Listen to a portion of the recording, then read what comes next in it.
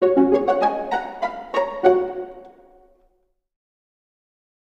pagi, rekan-rekan semua. Kita bersyukur kita punya kesempatan untuk mengikuti Cepal di pagi hari ini.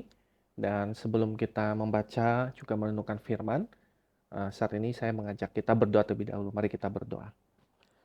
Terima kasih ya Tuhan untuk hari baru yang Kau berikan bagi setiap kami. Terima kasih untuk segala cinta kasih yang Kau terus curahkan dan berikan bagi kami. Kami saat ini rindu bersama-sama membaca juga merenungkan firman-Mu. Kiranya Engkau menuntun kami, mengarahkan kami, menegur kami lewat firman-Mu. Tolong hamba-Mu dengan segala keterbatasan, kiranya Dia bisa menguraikan firman, menyampaikan dengan jelas, dengan sederhana bagi setiap kami yang mendengar. Kami berdoa di dalam nama Tuhan kami, Tuhan Yesus. Amin. Mari saya mengajak kita membuka dua bagian Alkitab. Yang pertama dari Galatia pasal 5. Galatia pasal 5 ayat 22 sampai ayat yang ke-26. Galatia pasal 5 ayat 22 sampai ayat yang ke-26. Galatia pasal 5 ayat 22 sampai 26. Namun buah roh ialah kasih, sukacita, damai sejahtera, kesabaran, kemurahan, kebaikan, kesetiaan, kelemah lembutan, dan penguasaan diri. Tidak ada hukum yang menentang hal-hal itu. Mereka yang menjadi milik Kristus Yesus telah menyalibkan daging dengan segala hawa nafsu dan keinginannya. Jikalau kita hidup oleh roh, baiklah hidup kita juga dipimpin oleh roh. Dan janganlah kita gila hormat, janganlah kita saling menantang dan saling mendengki. Satu lagi dari Efesus pasal yang keempat, ayat 15 sampai 16. Efesus pasal 4, ayat 15 sampai ayat 16. Efesus pasal 4, ayat 15 sampai 16. Sebaliknya, dengan teguh berpegang kepada kebenaran di dalam kasih, kita bertumbuh di dalam segala hal ke arah Dia, Kristus yang adalah kepala. Dari Dialah seluruh tubuh yang rapi tersusun dan diikat menjadi satu oleh semua sendi yang menopangnya, menerima pertumbuhannya sesuai dengan kadar pekerjaan tiap-tiap anggota dan membangun dirinya dalam kasih. Demikianlah firman Tuhan yang tidak bersalah dan tidak akan pernah memimpin kita kepada kesalahan. Baik, teman-teman sekalian, apakah kamu pernah melihat binatang landak? Landak satu binatang dengan bulu-bulu yang runcing, yang tajam-tajam.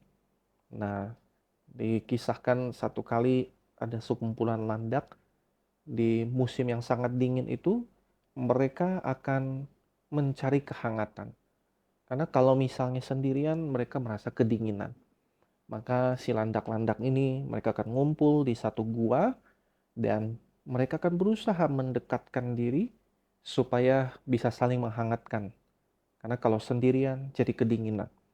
Nah, apa yang terjadi waktu mereka saling berdekatan? Yang terjadi adalah bulu-bulu mereka tuh saling menusuk satu dengan yang lainnya. Nah, ketika tertusuk, aduh sakit. Dan landak itu kemudian akan menjauh. Tapi waktu menjauh berasa lagi kedinginan. Mereka kemudian berusaha lagi untuk mendekat, mendekat, mendekat supaya boleh tubuhnya hangat, tapi kemudian saling menusuk lagi. Dan kemudian berjauhan lagi. Dan demikian seterusnya. Dan apa yang terjadi pada landak-landak ini ada satu gambaran yang seringkali dialami oleh kita sebagai manusia di dalam berelasi, di dalam berhubungan satu dengan yang lainnya. Kita nggak bisa hidup sendiri, kita bisa dalam tanda kutip kedinginan, nggak bisa sendirian, butuh orang lain, dan kita senang untuk kemudian memiliki satu relationship, satu relasi, satu hubungan dengan orang-orang lainnya. Tetapi celakanya waktu berhubungan, waktu memiliki relasi, waktu ngumpul, wah di situ rentan kita saling menusuk satu dengan yang lain. Menusuk tentu tidak secara harafiah, ya secara literal, tapi kita saling melukai. Entah lihat perkataan kita, ataupun lihat sikap kita, ataupun lihat tindakan kita. Selalu ada hal-hal yang bisa terjadi saling melukai ketika kita saling berhubungan satu dengan lain. Saling membutuhkan, tetapi ketika bareng-bareng bisa saling melukai. Nah, itu satu dilema yang dialami oleh setiap manusia setelah jatuh di dalam dosa. Kita semua seperti landak yang penuh dengan duri yang tajam, membutuhkan satu dengan yang lainnya, tetapi waktu ketemu, wah, saling menusuk. Dan uh, itu yang akan kita bahas bersama-sama pada hari ini. Yaitu dia bicara tentang relasi. Bagaimana seseorang yang mengenal Kristus di dalam Kristus ketika berelasi satu dengan yang lainnya. Nah, satu kata yang menjadi kata kunci yaitu Christ-like. Menjadi serupa Kristus di dalam segala relasi kita, di dalam segala hubungan kita. Di dalam teks yang tadi kita baca ya, Galatia pasal 5, Efesus pasal 4, ini dua teks yang sangat-sangat penting. Dua teks ini menunjukkan kepada kita apa yang Tuhan mau, bagaimana Tuhan ingin kita itu melakukan atau hidup di dalam segala relasi kita, dalam segala hubungan kita. Di sana kita lihat bahwa kita diajarkan bukan untuk menjadi pribadi yang lebih baik. Bukan menjadi pribadi yang lebih manis gitu. Tetapi lebih tepatnya menjadi pribadi-pribadi yang semakin Christ-like. Yaitu serupa dengan Kristus di dalam segala relasi kita. Dan itu yang akan kita bersama-sama lihat pada hari ini. Ada 3 hal ya yang kita akan bahas bersama. Yang pertama itu Christ-like character. Karakter yang serupa dengan Kristus. Kita lihat di dalam Galatia pasal 5 ayat 22 sampai ayat 23. Di sana dikatakan buah roh ialah kasih, sukacita, damai sejahtera, kesabaran, kemurahan, kebaikan, kesetiaan, kelemah lembutan, dan penguasaan diri. Tidak ada hukum yang menentang hal-hal itu. Nah, menarik sekali. Paulus di dalam tulisannya itu, dia menggambarkan karakter yang serupa dengan Kristus itu dengan istilah buah roh. Perhatikan, ini semua adalah karakter-karakter yang dimiliki oleh Tuhan Yesus.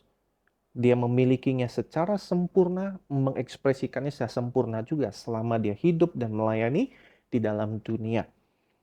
Nah, perhatikan bahwa di sana Paulus ketika menggambarkan seperti buah atau dengan gambaran buah itu, dia mau menekankan bahwa orang-orang Kristen, orang-orang yang percaya Tuhan, semakin memiliki karakter itu bukan dengan berupaya semakin keras, bukan dengan berjuang lebih hebat, bukan dengan melakukan ini dan itu lebih lagi dan lebih lagi, tetapi di situ ditekankan, hiduplah oleh roh, hiduplah dipimpin oleh roh. Nah, maka Roh Kudus bukan kekuatan kita. Roh Kudus itu yang menghasilkan buah roh itu. Bukan usaha kita, upaya kita, kemampuan kita. Dan perhatikan di sana, ya, digambarkan sebagai buah. Satu pertanyaan dari saya ya, ada berapa buah roh? Ada berapa buah roh? Ada yang jawab 9, ya. Dan kalau kita perhatikan baik-baik, sebenarnya buah roh itu adalah satu. Ya, di situ memakai kata fruit, bukan fruits, ya, bukan fruit dengan s di belakangnya. Bukan buah-buah roh, bukan plural, bukan jamak, tetapi buah roh, ya, fruit singular. Nah, jadi artinya adalah ini satu buah dengan banyak rasa. Nah, artinya apa? Artinya seorang yang sungguh-sungguh mengalami Kristus, hidup di dalam Kristus, hidup dipimpin oleh Roh, maka kehidupannya akan bercirikan semua hal ini. Dia nggak bisa bilang bahwa, oh, saya semakin bertumbuh di dalam kasih. Tetapi ternyata dia bilang, saya bergumul dalam hal kesabaran. Nggak bisa. Ya, jadi ini satu buah dengan banyak rasa. Jadi tidak bisa kita pilih-pilih. Oh, saya mau bertumbuh dalam kasih, damai sejahtera. Tapi saya nggak bisa di dalam mengontrol diri. Saya tidak bisa di dalam hal kelemah lembutan. Nggak bisa. Ya, karena ini satu buah dengan banyak rasa. Jadi kita akan memiliki semuanya. Ya, semakin terekspresikan di dalam kehidupan kita. Nah, apa bedanya pohon terang sama pohon buah? Teman-teman mungkin di rumah punya pohon terang. Ya, tiap kali ketika sudah mau Natal dipasang, dipajang. Ya, ditempelin lampu-lampunya, hiasan-hiasannya. Nah, apa bedanya pohon terang dengan pohon buah? Kalau pohon terang, ya udah dia cuma hiasan. Ya, kalaupun ada buahnya cuma ditempelin gitu, digantung. Tapi kalau pohon buah, buah itu keluar dari dirinya sendiri. Ya, jadi dia karena dipupuk, mendapat nutrisi yang cukup, mendapat cahaya yang oke, maka dia akan menghasilkan buah. Nah, buah keluar dari dalam. Buah bukan ditempel, buah bukan digantung dari luar. Nah, sama seperti itu, seorang Kristen yang semakin bertumbuh di dalam Tuhan, semakin hidup dipimpin oleh Roh, maka kasih, sukacita, damai sejahtera, kesabaran, kemurahan, kebaikan, kelemah lembutan, penguasaan diri itu yang akan semakin terekspresikan dari hari ke hari, dari waktu ke waktu. Itu muncul sebagai buah, bukan tempelan dari luar. Kadangkala kita bisa mengupayakan seperti ada buahnya. Kamu ketika sekolah, kemudian berinteraksi dengan teman-teman, oh kelihatannya oke banget di kelas. Ya, bisa bersikap dengan nice, dengan baik, dengan manis, ya, bisa kelihatan. Tapi begitu di luar kelas, wah berubah lagi gitu. Nah, artinya itu buah tempelan. Ketika ada guru, ada orang-orang yang melihat saya, orang tua dan segala macam, maka saya bisa menunjukkan seakan-akan saya memiliki kasih, seakan-akan saya sabar. Tapi nanti begitu nggak ada yang ngawasin, langsung keluar sikap aslinya. Nah, itu namanya buah tempelan. Tetapi yang dikerjakan oleh Kristus, dikerjakan oleh Roh Kudus di dalam diri kita, dia menghasilkan buah. Dan buah itu nggak tergantung pada diawasi orang atau enggak, di sekolah atau di mana gitu ya. Tapi di mana saja, kapan saja itu yang terekspresikan atau keluar dari diri kita. Nah, maka bagaimana sekarang buah-buah itu kelihatan? Kita perlu berakar di dalam Tuhan Yesus. Ya, Kristus sebagai landasan kita. Kita memiliki satu kehidupan yang tadi diubahkan. Di dalam ayat 24 dikatakan, mereka yang menjadi milik Kristus Yesus telah menyalibkan daging dengan segala hawa nafsu dan keinginannya. Nah, teman-teman ketika memperhatikan Alkitabnya, di dalam ayat 18, 19, 20, 21, ditunjukkan apa yang menjadi buah-buah dari kedagingan. Ya, di sana digambarkan dalam ayat 19. Perbuatan daging telah nyata, yaitu percabulan, kecemaran, hawa nafsu, penyembahan berhala, sihir, perseteruan, perselisihan, iri hati, kemarahan, kepentingan diri sendiri atau ego, percekcokan, perpecahan, kedengkian, bermabuk-mabukan, pesta pora, dan sebagainya. Nah, ini semua adalah natur yang ekspresi yang keluar daripada kedagingan itu, dari flesh. Tetapi seseorang yang di dalam Kristus Yesus, ayat 24 dikatakan, mereka yang menjadi milik Kristus Yesus telah menyalibkan daging dengan segala hawa nafsu dan kedagingannya dan keinginannya. Jadi yang di dalam Kristus, maka mereka tidak lagi ciri-cirinya, ekspresinya yang tadi, yang jelek-jelek tadi itu, ya, yang keluar daripada daging. Nah, maka yang pertama-tama kita pastikan adalah kita rooted in Jesus, kita berakar di dalam Yesus, memiliki satu relasi, satu hubungan di dalam Dia dan bersama dengan Dia, bukan sekali seminggu, ya, bukan setahun dua kali, pasca Natal baru punya hubungan dengan Tuhan Yesus, tetapi setiap hari, ya, berakar dalam Dia. Nah, kemudian di sana juga gambarkan bahwa kita perlu mengikuti, hidup oleh Roh, hidup dipimpin oleh Roh. Roh Kudus yang ada di dalam kita terus-menerus mentransformasi diri kita, mengubahkan diri kita. Roh Kudus adalah Roh Kudus, Roh kekudusan. Kalau Roh Kudus ada di dalam setiap kita, maka buah yang muncul adalah kekudusan. Bukan kesempurnaan, tetapi setidaknya engkau akan mengalami satu perasaan tidak enak, tidak senang, tidak suka, bahkan ketika kamu melakukan hal-hal yang keliru atau salah yang bertentangan dengan maunya Tuhan. Nah, jadi hatimu akan kemudian merasa tidak tenang karenanya. Dan kemudian kita mengalami satu pertumbuhan dari hari ke hari, dari waktu ke waktu. Ini bukan terjadi langsung, tek gitu. Ya, cuma sekali berdoa langsung jadi, enggak. Tapi kita mengalami pembentukan dari hari ke hari, dari waktu ke waktu. Nah, bagaimana buah roh ini ya, Christ-like character ini, karakter yang serupa dengan Kristus ini, tercermin dalam kehidupan kita. Nah, beberapa contoh misalnya ketika bicara tentang kasih. Ketika engkau misalnya mengalami perselisihan atau cekcok, katakanlah dengan saudara-saudaramu atau dengan teman-teman di sekolah, ya. Ketika mereka ada yang bertindak menjengkelkan banget, bikin kamu rasanya itu sebel banget. Nah, maka ketika kita memiliki kasih, artinya ketika kita mengalami tindakan-tindakan seperti itu, reaksi saya bukanlah kemudian akan membalas dengan seperti yang meledak-ledak gitu. Nah, itu kasih gitu.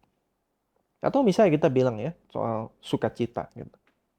Katakanlah kamu yang ikut ekskul tertentu ya, sepak bola, futsal. Ketika kamu kalah, apakah kamu sedihnya itu berlebihan seperti dunia ini kiamat gitu? Atau kamu tetap merasa bahwa oh oke, ya sudah kalah ya kalah lah, sedih sih tapi bukan akhir dunia gitu. Ya, dan ketika patience misalnya kesabaran. Ada orang-orang yang ngomong ya terlalu cepat atau terlalu lambat, bertindak terlalu cepat atau terlalu lambat. Nah, kesabaran disitulah teruji.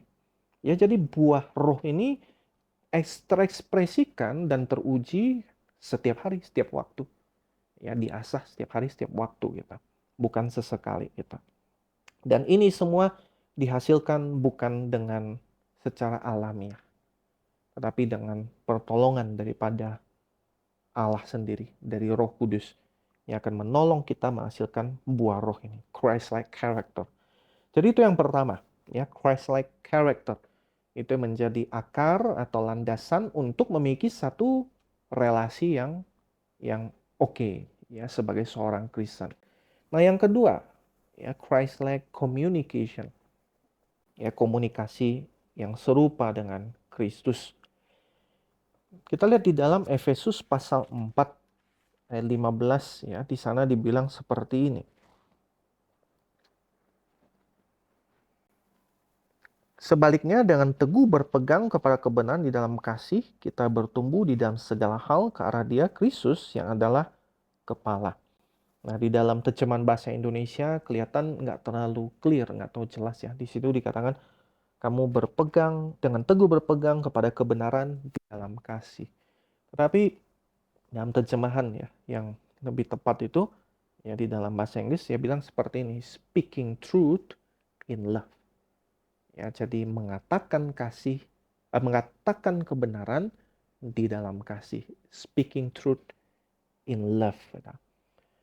Dan ini satu hal yang penting sekali, gitu. Bahwa komunikasi yang Kristiani itu, yaitu mengatakan kebenaran di dalam kasih.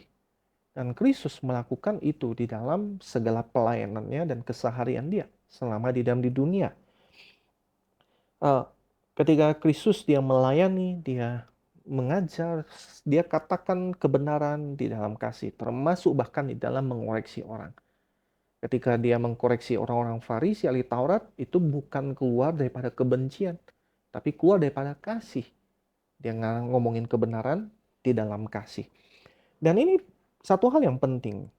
Kalau seandainya kita cuma bicara kebenaran, tetapi melakukannya dengan keras, dengan perasaan bahwa saya benar, kamu salah. Nah, di situ kita mungkin akhirnya menyakiti orang. Kita membuat orang itu jauh daripada kita. Kita seperti landak tadi ya, tajam banget durinya itu menusuk orang. Tapi kadang-kala kita juga menunjukkan kasih. Kasih yang akhirnya misleading gitu. Kita bilang kasih, kasih, kasih, tapi tidak pernah mengatakan kebenaran. Akhirnya kita membiarkan orang tertentu di dalam bahaya dosa itu. Nah, bayangkan sekarang, misalnya ada di antara teman-temanmu ya yang sedang nyontek katakanlah ya, atau sedang vape gitu, atau sedang rokok, atau sedang nonton bokep katakanlah itu. Nah, kadangkala pilihan kita truth atau love gitu ya. Kalau yang truth itu langsung ngomong, kamu ini ya merokok merusak paru-parumu gitu, atau kamu ya nonton bokep masuk neraka kamu nanti begitu. Nah, itu kan keras sekali. Tapi sebaliknya ada yang kalanya, aduh sudahlah biarin aja, ini temen daripada hubungan jadi rusak, jadinya dibiarkan. Ya, saya tetap ingin berteman dengan dia, saya tetap ingin punya relasi yang oke dengan dia, memiliki kasih gitu. Tetapi celakanya kita jadi membiarkan di dalam dosa, di dalam kesalahan. Nah, jadi akhirnya kita melakukan pembiaran. Nah, padahal yang perlu kita kalau lihat di sini adalah speaking truth in love. Mengatakan kebenaran di dalam kasih itu. Ketika kita melakukan itu semua, maka barulah di situ kita Christ-like, serupa dengan Kristus. Atau seandainya satu kali gitu, ya di dalam relasi kita sudah belajar tentang manhood sama womanhood, kemudian kita melihat ada rekan-rekan teman-teman yang bergumul, ya, aduh, bergumul dengan uh, apa tadi ya manhood sama womanhood. Nah, kadang kala kita bisa jadi ngomongin kebenaran betul. Kamu nggak boleh begitu.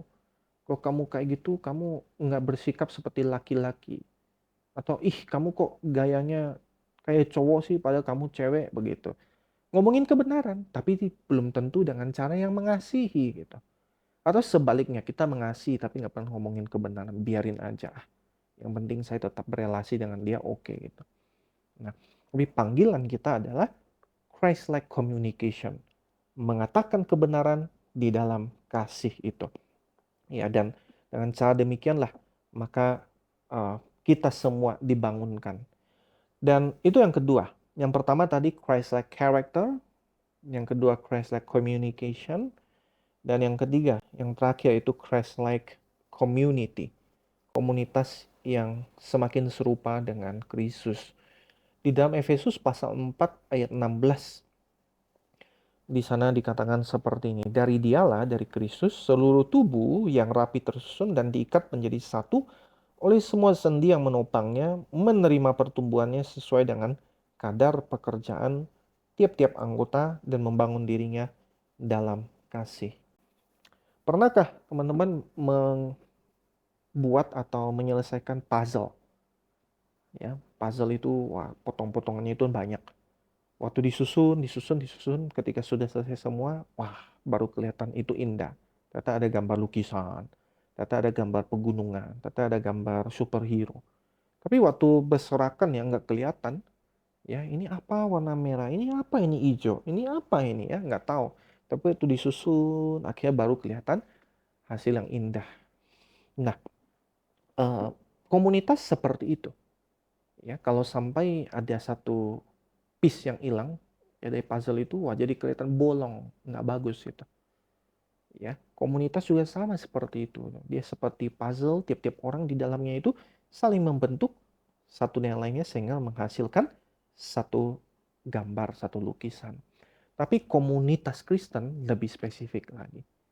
Komunitas orang-orang Kristen, umat Tuhan, ya, itu bagaikan puzzle disusun-susun, akhirnya yang kelihatan itu adalah wajahnya Kristus, wajahnya Tuhan.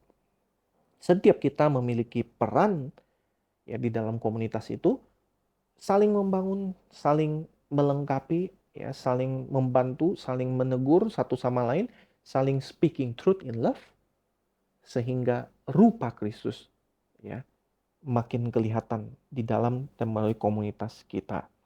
Ingat bahwa Tuhan Yesus datang ke dalam dunia menyelamatkan kita semua, bukan supaya ya sudah kita hidup sendiri-sendiri aja, tetapi supaya kita boleh bersama-sama menjadi satu komunitas tubuhnya. Dan yang Kristus rindukan adalah komunitas itu semakin tampak yang tadi Christ-like character, dan kemudian tampak di dalamnya itu Christ-like communication, komunikasi yang seperti Kristus, speaking truth in love. Dan rekan-rekan sekalian, ya waktu kita merenungkan ini semua, kita kembali lagi memandang kepada Tuhan Yesus. Tuhan Yesus, dia adalah satu sosok yang sempurna di dalam hidupnya. Dia menunjukkan karakter-karakter yang tadi, kasih, sukacita, damai sejahtera, kesabaran, kemurahan, kebaikan, kesetiaan, kelemah lembutan, penguasaan diri. Dia tunjukkan itu dengan sempurna, tanpa cacat celah selama dia hidup dalam dunia. Dia mengatakan kebenaran di dalam kasih dengan sempurna, tanpa cacat celah. Tetapi Kristus yang sama, yang tidak pernah gagal, tidak pernah ngegosip, nggak pernah uh, melakukan hal-hal yang keliru dan salah. Kristus yang kemudian mengalami kematian di atas kayu salib. Mati dengan mengerikan, mencucurkan darahnya, tubuhnya dicabik-cabik. Itu semua untuk supaya menggantikan kita semua. Kristus yang memiliki kasih yang sempurna, kebenaran yang sempurna, self-control yang sempurna, tetapi dia mati dengan sedemikian mengerikan. Bukan karena dia bersalah, bukan karena dia keliru, bukan karena dia gagal, tetapi supaya dia boleh menggantikan kita semua. Menggantikan kamu, menggantikan saya, orang-orang berdosa. Kita yang gagal di dalam kasih, gagal di dalam kesabaran, gagal di dalam sukacita, gagal di dalam pengendalian diri, gagal di dalam mengatakan kebenaran di dalam kasih. Kita yang gagal di dalam segala hal yang harusnya mengalami penghukuman, mengalami penderitaan itu. Tetapi Tuhan Yesus menggantikan kita semua. Dan teman-teman semua, satu hal yang menjadi penekanan dari pelajaran hari ini, bahwa kita bicara tentang Christ-like character, Christ-like communication, Christ-like community. Tetapi kita mustahil bisa Christ-like kalau kita tidak memiliki Christ, tidak memiliki Kristus. Kita nggak bisa menghasilkan buah-buah tadi dengan tadi ya memaksa, berupaya, berusaha. Kita nggak bisa nempelin buah dari luar seperti pohon terang digantung gitu. Tapi yang bisa kita lakukan adalah menyerahkan diri kita, membiarkan Tuhan ubahkan saya, tolong saya, bantu saya Tuhan, supaya saya dari hari ke hari, dari waktu ke waktu semakin serupa dengan Engkau, memiliki karaktermu, memiliki caramu dalam berkomunikasi. Kita menyerahkan diri kita lagi dan lagi, percaya kepada Kristus, membiarkan dia mengubahkan kita, dan menjalani kehidupan di dalam ketaatan kepada pimpinannya. Mari teman-teman sekalian, satu hal yang saya mau tanyakan kepada kita semua. Apakah kita semua pada hari ini berakar di dalam Tuhan Yesus? Apakah rohnya dari hari ke hari, dari waktu ke waktu semakin menghasilkan buah di dalam segala relasi kita? Kasih, sukacita, damai sejahtera, kesabaran, kemurahan, kelemah lembutan, penguasaan diri. Dan apakah kita semakin serupa dengan Kristus dari hari ke hari, dari waktu ke waktu, dari luar ke dalam, dari dalam keluar, ya, menghasilkan buah yang kelihatan, yang bisa dirasakan dan dinikmati oleh orang-orang sekitar kita. Mari kita berdoa.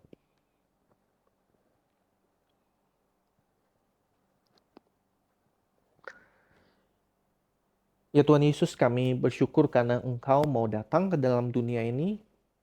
Engkau disalibkan, mati, dikuburkan, bangkit pada hari ketiga. Semua untuk menggantikan kami orang-orang berdosa. Semua untuk memberikan kami satu kehidupan yang baru. Kami percaya bahwa barang siapa yang ada di dalam Kristus Yesus, maka mereka telah menyalibkan kedagingan bersama dengan segala keinginannya. Dan kami percaya setiap kami yang ada di dalam Engkau, maka kami tidak lagi hidup dikuasai oleh kedagingan itu. Kami tahu bahwa kami tidak sempurna, kami sesekali jatuh, Tetapi kami percaya bahwa Engkau yang akan terus membaharui, membentuk, mengubah kami. Oleh sebab itu Tuhan, kami mohon saat ini, kiranya Engkau yang terus bekerja di dalam hidup kami. Kami rindu kami dari hari ke hari, dari waktu ke waktu terus berakar di dalam Engkau. Kami rindu kami punya satu relasi yang dekat dengan Engkau. Lewat doa, lewat ibadah, lewat saat teduh kami, lewat keseharian kami. Kami punya satu relasi yang berakar erat dengan Engkau, intim dengan Engkau.